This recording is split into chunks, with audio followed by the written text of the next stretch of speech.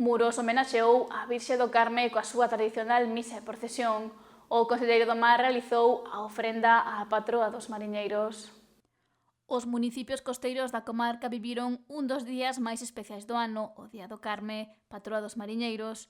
Un dos lugares onde se celebra con máis fervor é en Muros. A igrexa de San Pedro acolleu esta mañá a misa na honra da Virxe do Carme, a que asistiron centenares de persoas. Este ano, o encargado de realizar a tradicional ofrenda á Santa foi o Conselleiro do Mar, Alfonso Villares. Hai que ensalzar a nosa Virxe, hai que ensalzar o traballo de toda a xente do mar, recordar tamén os casos, as distintas perdas de vida que houve durante todos estes anos e que, sobre todo, acordarnos desa xente, das súas familias, pero que tamén esas perdas nos sirvan para fortalecernos moito máis aínda e para recordar que realmente temos no mar unha fonte de vida, unha fonte de ingresos na que non podemos tampouco en ningún momento deixar de pensar en ele e de pensar na nosa Virxen do Carmen.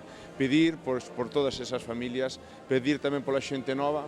Para que teña no mar o seu futuro e o seu modo de vida tan tradicional en Galicia. Que así desexan e así precisen, e tamén a toda a xente que neste caso dirixen as distintas cofradías, as distintas administracións, a xente do mar tamén que acertemos todos a hora de tomar as distintas decisións que temos que tomar ao largo do ano. Eu creo que é un pregón sobre todo para recordar que Galicia ten un sentimento mariñeiro e en ese sentimento mariñeiro a Virxen do Carmen é, sin duda ningunha, figura clave. Xa que destaca a súa figura como patroa de Galicia ao ser tamén a do mar e a de todos os mariñeiros.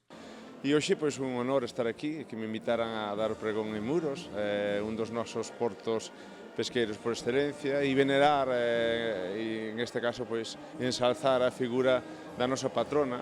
Ao fin e ao cabo, toda Galicia, toda a xente do mar tena moi presente sempre, e hoxe é o día da súa celebración, o día de ensalzar todo ese sentimento galego, ese sentimento en donde o mar forma parte desa seña de identidade nosa, unha seña de identidade da que non podemos perder nunca. E hoxe, con moito máis orgullo e con moitísima máis forza.